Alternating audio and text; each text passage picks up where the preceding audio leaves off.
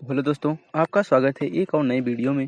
तो पिछले एपिसोड में हमने देखा था कि जियोयान एक नए आइलैंड पर पहुंचता है जहां पर उसको एक स्वॉर्ड स्पिरिट मिलती है। ठीक है, तो हमने वहीं पर ख़त्म कर दिया। तो आइए देखते हैं कि इस एपिसोड में क्या होने वाला है।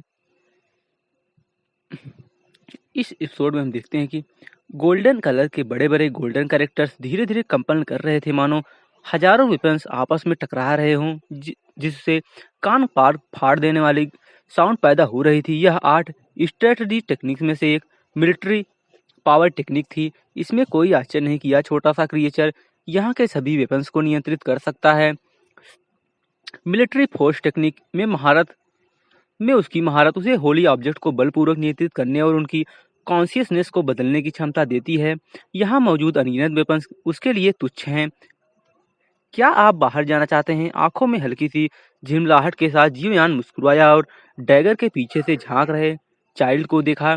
इस जगह पर मिलिट्री फोर्स मैनुअल मिलने के बाद वह स्वाभाविक रूप से इसे प्राप्त करने का तरीका खोजना चाहता था। इसे खुलेआम लूटना उचित नहीं था, इसलिए वह केवल इस छोटे चाइल्ड पर ही कोशिश कर सकता था। क्या आप मुझे यहाँ से बाहर निकाल सकते हैं? उस छोटे क्रिएचर की प्रतिक्रिया जियोयान के लिए कुछ हद तक अप्रत्याशित थी। उसकी अचानक चमकती आंखों को देखकर जियोयान ने हल्के से सिर हिलाया, फिर एज्योर फ्लेम रूलर को बाहर निकाला और गहरी आवाज में कहा, यह मेरा डिवाइन वेपन है। इसमें अभी तक कोई वेपन स्पिरिट संगठित नहीं हुई है।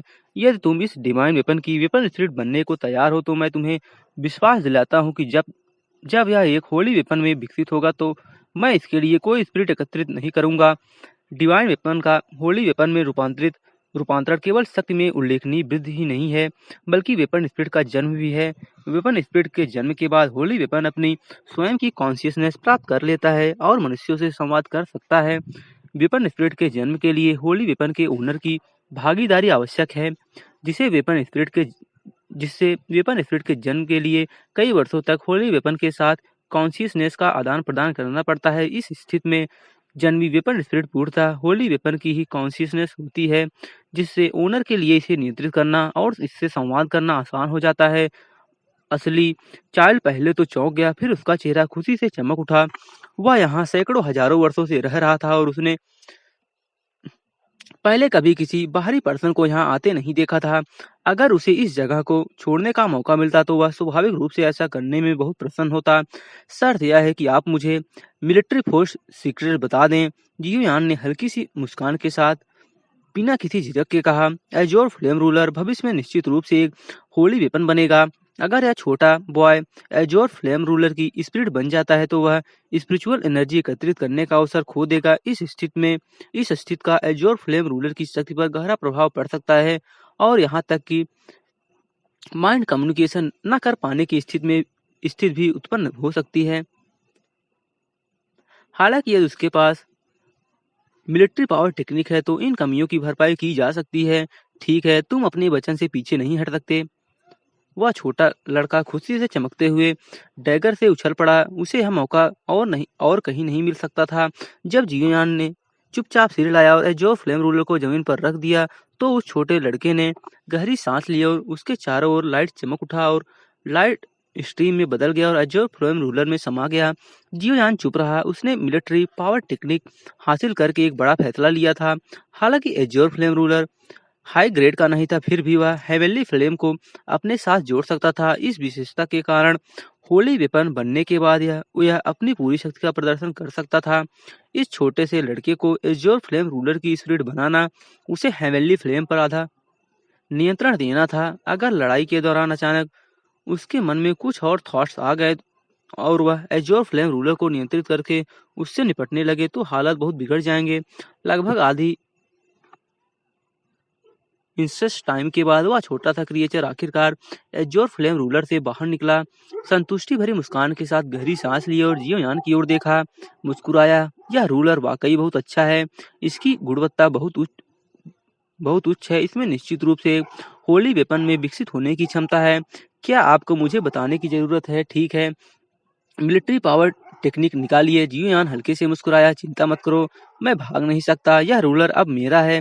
यदि तुम मिलिट्री पावर टेक्निक में महारत हासिल कर लेते हो तो तुम इसे तेजी से हेवनली सोल्जर लेवल तक अपग्रेड कर सकते हो, जो मेरे लिए भी अच्छी बात है। चाइल्ड मुस्कुराया, उसकी बड़ी-बड़ी आंखें झपक रही थी। उसने जियोयान को देखते हुए पूछा, क्या आपके पास किसी होली आर्टिफैक्ट की ऑरा है? आपको इसकी क्या जरूरत है? जियोयान ने भौहें चढ़ाकर गहरी आवाज में कहा, यदि इसमें किसी होली आर्टिफैक्ट की ऑरा है तो बैटल आर्ट में महारत हासिल करने के बाद मैं इस रूलर को एक होली वेपन में बदलने में आपकी मदद कर सकता हूँ। मुझे कम मत समझना, मैं कभी एक हाई ग्रेड का होली वेपन की हाई ग्रेड होली वेपन का स्पिरिट था और मैं इसकी गारंटी दे सकता हूँ। उस छोटे से लड़के ने अपनी छाती थपथपाई और बड़े आत्मविश्वास से कहा। यह सुनकर जियान के चेहरे पर खुशी की चमक आ गई। कुछ देर सोचने के बाद उसने जान उयान द्वारा दी गई सोल पर निकाली। उस सोल पर में एक होली औरा की शक्तिशाली आभा समाहित थी। सोल पर को देखते ही उस नन्हे चाइल्ड की आंखें चौड़ी हो गई और वह आनंद से झूमते हुए बोला, हाँ हाँ यही है, यह तो बहुत सारे हैं और एकदम शुद्ध है, यह तो अद्भुत है। जैसे ही उसने बोलना शुरू किया, उस छोटे लड़के ने जल्दी से अपना हाथ आगे बढ़ाया। उसके चेहरे पर पेन की झलक दिखाई दी और गोल्डन आयरन कलर की मिस्ट एक पतली सी लकीर की तरह हवा में उठ उठी। यह मिलिट्री पावर टेक्निक के बारे में महत्वपूर्ण इंफॉर्मेशन यह मिलिट्री पावर टेक्निक के बारे में महत्वपूर्ण इंफॉर्मेशन दी गई है। इन्हें समझने के लिए अपना समय समय लें। फिलहाल मैं आपके लिए होली ऑब्जेक्ट स्वीकार करता हूँ। वह छोटा लड़का उछल पड़ा, जियोयान के हाथ से सोल पर छीन लिया और दिल खोलकर हंसने लगा। जियोयान ने मिस्ट क्लाउड को हटाया और उस नन्हे चाइल्ड की हरकतों पर मुस्कुराया। फिर उसने युवान रोंग की ओर देखा, जो उसकी बाहों में गहरी स्लीप में सो रहा था। अगर ये दोनों मिलते तो शायद सीन कहीं ज्यादा खुशनुमा होता। वह छोटा लड़का मूल रूप से एक हाई ग्रेड होली वेपन का स्पिरिट था, इसलिए मिलिट्री पावर टेक्निक के बारे में उसकी समझ स्वाभाविक रूप से कहीं अधिक थी। जियोयान के लिए यह उतना कठिन और समझने में मुश्किल नहीं था जितना कि मूवमेंट टेक्निक को समझना। उस छोटे लड़के ने इसे कई कई पहलुओं को पहले ही भलीभांति समझा दिया था। जब जियोयान ने शांतिपूर्वक इल्यूजन रिलम में मिलिट्री पावर टेक्निक को समझ रहा था, उसी दौरान कई अनअसेंबली लोकेशन पर अकल्पनीय बैटल छिड़ गए थे। जुआनलान डायनेस्टी के सर्वोच्च युवा प्रतिभा फांगिन खून से लथपथ पीछे हट गया। उनका एक हाथ बगल में बेजान लटका हुआ था। उन्हें इतनी गंभीर चोट लगी थी कि उनकी होली टेक्निक्स भी उसे जल्दी ठीक नहीं कर पाई। दूर खड़े सफेद बालों वाले अधेड़ उम्र के आदमी को देखते हुए वे हाँफ रहे थे और उनके चेहरे पर कड़ी मुस्कान थी। फैंगिन, अगर तुम अपनी भलाई चाहते हो तो अभी चले जाओ। मैं तुम्हें मारना नहीं चाहता, लेकिन तुम्हारी ताकत के साथ अगर तुम अंततः अंतिम डेस्टिनेशन तक पहुंच भी जाओ तो तुम्हें केवल डेथ का सामना करना पड़ेगा। एक दूरस टूटी हुई रॉक पर थर्ड प्रिंस असाधारण गरिमा के साथ अपने हाथ पीठ के पीछे रखे खड़ा था और गहरी आवाज में बोल रहा था, और उनके सिर के ऊपर एक भव्य सील थी जिससे हजारों होली और आज उनकी रक्षा के लिए नीचे उतर रही थी। यहाँ तक कि एक होली टेक्निक भी इसे आसानी से नष्ट नहीं कर सकती थी। सफेद बाल वाले अधेड़ उम्र के उस आदमी का नाम वेन लियांग था। वह झोंगटियान डायनेस्टी का प्रोटेक्टर और व्हाइट सेंट रीलम के 8 माइनर लेवल का अद्वितीय एक्सपर्ट था। हालांकि फैंगिन असाधारण रूप से शक्तिशाली था, फिर भी वह ऐसी असीम शक्ति के आगे शक्तिहीन था। यदि वह अपनी सीमाओं को जाने बिना आगे बढ़ता तो संभवतः उसके पास पश्चाताप में मरने के अलावा कोई विकल्प नहीं बचता। ठीक है, मैं हार मान लेता हूँ। थकावट से चूर फांगिन खड़ा हुआ और गहरी आवाज में बोला। गायब होने से ठीक पहले उसकी निगाहें दूर तक फैली हुई थी, जहाँ एक सुप्रीम सेंट कॉर्प्स पड़ा था। सुनसान पहाड़ों और नदियों के बीच फांगिन की आकृति गायब होते देख थर्ड प्रिंस ने हल्की सी स्माइल बिखेरी, रॉक से नीचे छलांग लगाई, ऊपर लगभग खून जैसे लाल व्हाइट की ओर देखा और गहरी आवाज में कहा, इन यांग सेंट मास्टर के मेथड कितनी अद्भुत हैं। यहाँ का स्पाटियल बैरियर वास्तव में एक सुप्रीम सेंट को भी अपनी वास्तविक पावर का प्रदर्शन करने से रोकता है। वेन लियांग का चेहरा गंभीर था। उन्होंने दूर तक देखा, जहाँ खून से सने वस्त्रों वाला एक सुप्रीम सेंट गिर पड़ा था। इस युग में लगभग अमर एक सुप्रीम एक्सपर्ट ने इस विशाल टॉम में प्रवेश किया था। उसकी पावर सप्रेशन उसके लिए अकल्पनीय थी। इन यांग सेंट मास्टर अत्यंत शक्तिशाली हैं। भले ही उनकी मृत्यु को सैकड़ों हजारों वर्ष हो गए हों, लेकिन उनके द्वारा छोड़ी गई स्पाटियल सप्रेशन पावर के कारण सबसे शक्तिशाली सेंट्स के लिए भी यहाँ 1 इंच भी हिलना मुश्किल है। वेन लियांग थर्ड प्रिंस की बातों से पूरी तरह सहमत थे और उन्होंने अनजाने में उनकी ओर देखा। इस प्रिंस ने डोमेन लॉर्ड के टॉम के खुलने से पहले ही उसे अच्छी तरह से समझ लिया था और वह उसकी अनगिनत प्रोसेसेस और सीक्रेट से भली भांति परिचित था। यहाँ होली ऑब्जेक्ट की भूमिका लगभग पूर्णतः प्रदर्शित हो रही थी।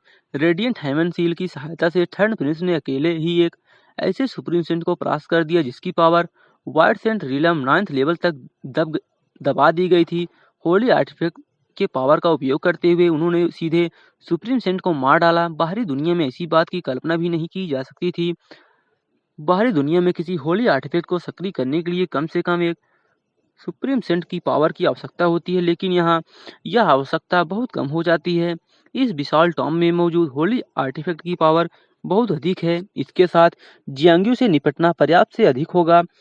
वेन लियांग ने हल्के से सिर हिलाया और गहरी आवाज में कहा, ऐसा लगता है कि अब हमारे लिए एकमात्र खतरा जुआन कियान कुई है। मैं जुआन चेंगसांग को रोकूंगा और प्रिंस को केवल जुआन कियान कुई को हराना होगा। चिंता मत करो, यह सब कुछ हमारा है। थर्ड प्रिंस ने हल्की सी स्माइल बिखेरी। उनके शब्द अत्यंत कॉन्फिडेंस से भरे हुए थे और उनके सिर के ऊपर स्थित भव्य सील ने उन्हें अद्वितीय कॉन्फिडेंस प्रदान किया। इल्यूजन रीलम के भीतर जियान अपनी कल्टीवेशन से बाहर आ चुका था और उसने मिलिट्री पावर टेक्निक को पूरी तरह से समझ लिया था।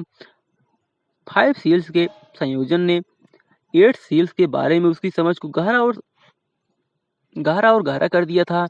वह अन्य पावर टेक्निक्स ठीक है, वह अन्य 3 पावर्स के लोकेशन को स्पष्ट रूप से महसूस कर सकता था, जिसमें बैटल पावर टेक्निक की लोकेशन विशेष रूप से स्पष्ट था, जो स्पष्ट रूप से जियांग्यू की लोकेशन को इंगित कर रहा था। उस छोटे लड़के के प्रयासों और वो बता रहे हैं जियांग्यू के पास बैटल टेक्निक है, ठीक है, बैटल पावर टेक्निक, जो उसको युद्ध में एकदम रहते ना पागल हो जाता है साला लड़ते समय से, ठीक है। उस छोटे से लड़के के प्रयासों और झान वुयान की होली आर्टिफैक्ट ऑरा की मदद से एजोर फ्लेम रूलर का लेवल बहुत बढ़ गया। जैसे कि उस छोटे लड़के ने कहा था, यह पूरी तरह से एक होली वेपन के लेवल तक पहुंच गया। जब एजोर फ्लेम रूलर एक होली वेपन बन गया तो वह नन्हा क्रिएचर बड़े हर्ष से उसका स्पिरिट बन गया। एजोर फ्लेम रूलर की मास्टरी उस नन्हे क्रिएचर की जियोयान से कहीं अधिक थी, जिसने अपना वादा निभाया और इसके लिए विशेष रूप से स्पिरिट एनर्जी एकत्रित नहीं की। वह नन्हा क्रिएचर मूल रूप से एक हाई ग्रेड होली वेपन का स्पिरिट था, जिसने एजोर फ्लेम रूलर की बहुत मदद की। सबसे महत्वपूर्ण बात यह है कि एजोर फ्लेम रूलर के लेवल इंक्रीज ने जियोयान को एक उपयोगी वेपन भी प्रदान किया और रूलर पाथ की पावर कई लेवल तक ऊपर उठाने के लिए पर्याप्त थी। एजोर फ्लेम रूलर को हाथ में पकड़े हुए जियोयान के भीतर एक असीम फीलिंग उमड़ पड़ी। उसने बड़े स्नेह से उसे कुछ बार घुमाया और हर बार से वाइट कांप उठा। इस रूलर की क्वालिटी उसकी अपेक्षाओं से कहीं अधिक थी। उसके द्वारा पहने हुए फटे पुराने काले वस्त्र की तुलना में इसे हाई ग्रेड का प्रारंभिक स्तर का होली वेपन कहना कोई अतिशयोक्ति नहीं होगी। नए बॉडी के साथ उन नन्हे लड़के को यहाँ पड़े हजारों टूटे वेपन्स की कोई परवाह नहीं थी।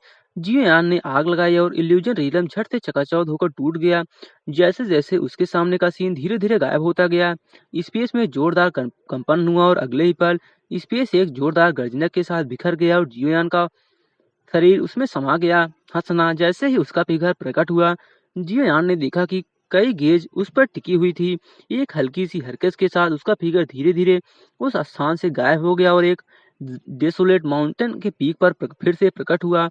आखिरी पर्सन आप ही थे। एक जानी पहचानी आवाज सुनाई दी। जियोयान ने भौहें उठाकर वॉइस की डायरेक्शन की ओर देखा।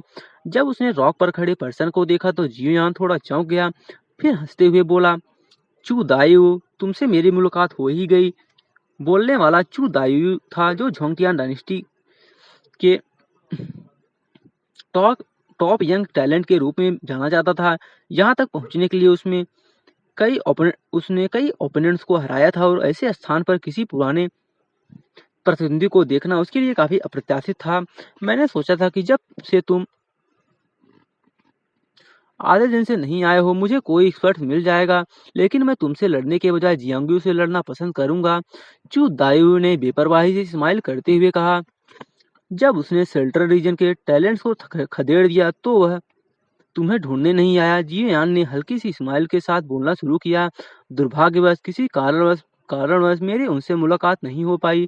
चू दायु को जरा भी शर्म नहीं आई। वह हंसा और सिर हिलाते हुए बोला, लेकिन अब तुम्हारे पास वाकई कुछ कैपेबिलिटी है। स्टार डोमेन के बैटल में जियो तिहाने के साथ तुम्हारी फाइट ने तुम्हें मशहूर कर दिया। दूसरों का क्या? चू दायु के वर्ड पर जियोयान मुस्कुराया, चारों ओर देखा और गहरी आवाज में बोला, यह आदमी शायद झान वुयान की तरह बाकी दोनों को नहीं मारेगा। वे दोनों यहाँ महज संयोग से पहुंचे। अगर मुझे यह देखने की इच्छा न होती कि आखिरी पर्सन कौन था तो मैं बहुत पहले ही अपना कदम उठा चुका होता।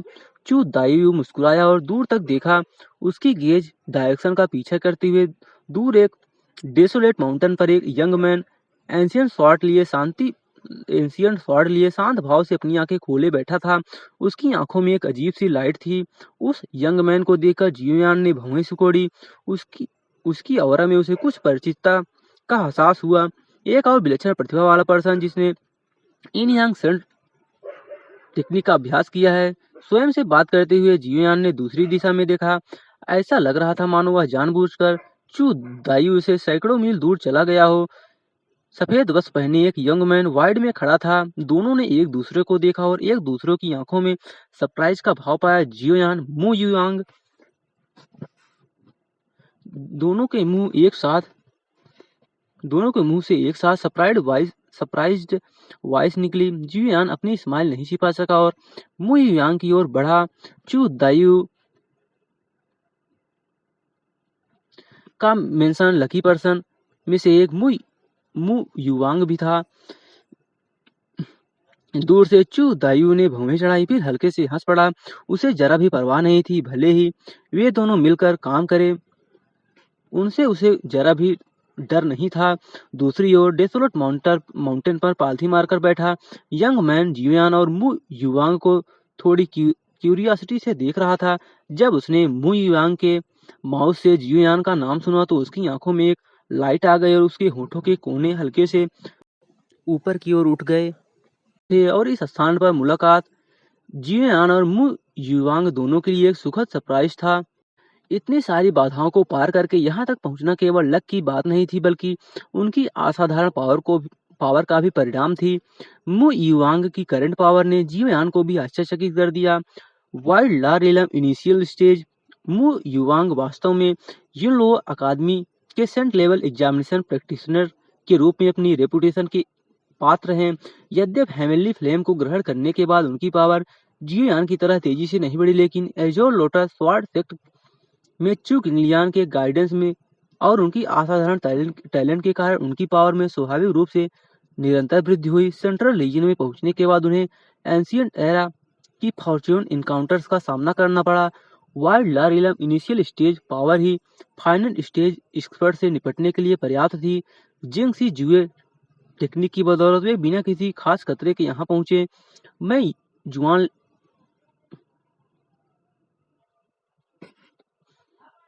तो दोस्तों आज के लिए बस इतना ही। अगले वीडियो में डाल दूंगा, ठीक है।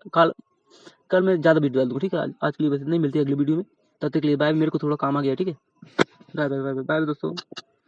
परेशान मत होना है, कल मैं डाल दूंगा एक वीडियो, ठीक है। ईस्टर डाल दूंगा, तो कल 4 वीडियो डाल दूंगा, ठीक है। नहीं तो बड़ा वीडियो डाल दूंगा, 45-45 मिनट का 2 वीडियो डाल दूंगा, ठीक है। तो मिलते हैं अगले एपिसोड में। तब तक के लिए बाय बाय।